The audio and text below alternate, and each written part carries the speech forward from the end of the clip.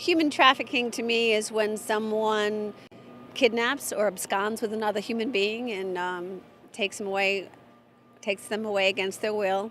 I think it happens all over the world. Anywhere close to Mexico. I'm sure it's here, but I haven't heard much about it here. It is a big issue that's not being dealt with like it should be.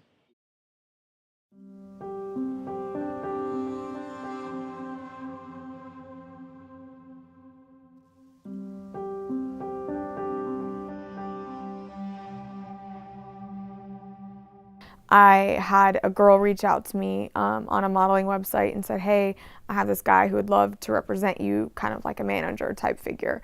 And so she passed along his information to me.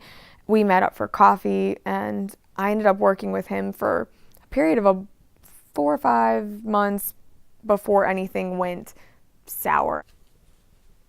So I was in my hotel room, and it wasn't, even when they came in the room, there was probably, a good 90 seconds to 2 minutes that I really didn't believe that was about to happen. And after all of that silence, because not a word was said, it was like suddenly like my stomach was just like in this, like I can still remember that exact feeling. It's like a knot in your throat and a knot in your stomach of just like, all right, now I get it, something is bad.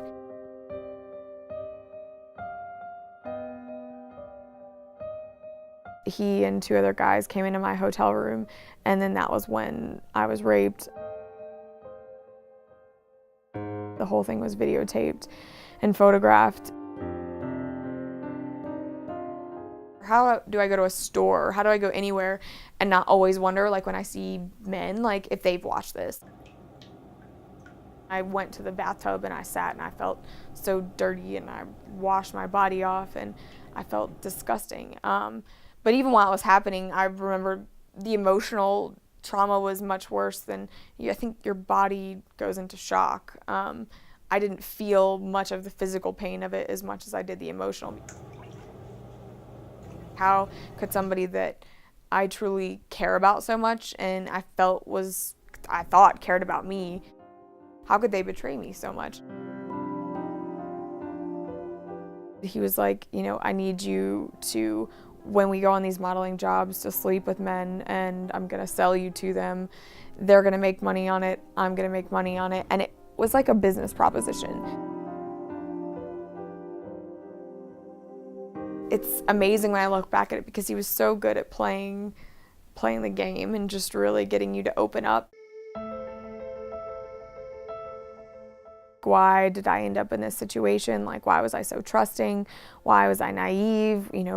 You start to rationalize in your head how the situation got to that point.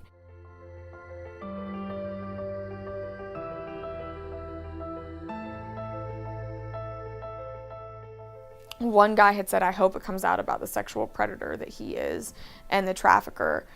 And when I read that and saw the word trafficker, like my heart just sunk. I never once considered myself a trafficking victim. It was just like I was a rape victim and got stuck in this really crappy situation that I didn't know how to get out of. That was like the lowest point of my entire life. And I woke up the next day and I was just like, I can't do it anymore. Like, if I have to think about this stuff every day for the rest of my life, like, I don't know how I'm supposed to function. Like, I don't know how I'm supposed to live. I don't know how I'm supposed to ever date again, like work and just do anything without this like always being on my mind.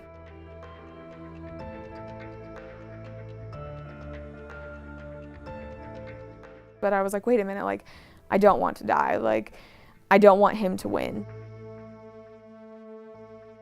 Then I also realized I had spent 4 years almost being really angry with God for what had happened to me.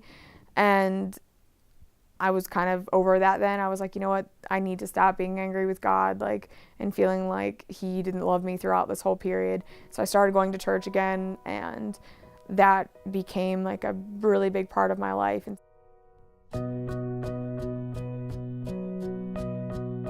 When I first started telling my story, I was just amazed at how many people were in shock. And I had no idea. I didn't know that Charlotte was, in the top 10. I didn't know that this happened in the United States. I didn't know that it happened in our city. People are always like, oh, well, what you don't no, it won't hurt you. Yeah, in this sense, it will.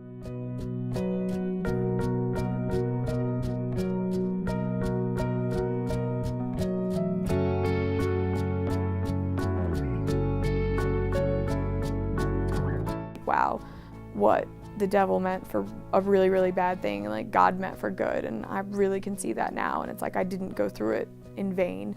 I went through it to really make a difference in other people's lives.